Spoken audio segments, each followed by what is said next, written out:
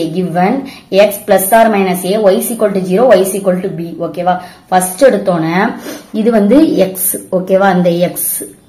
x and y கொடுத்திருக்காங்களா இது வந்து x இது y ஓகேவா இப்ப x இந்த சென்டர்ல இருக்கிறத வந்து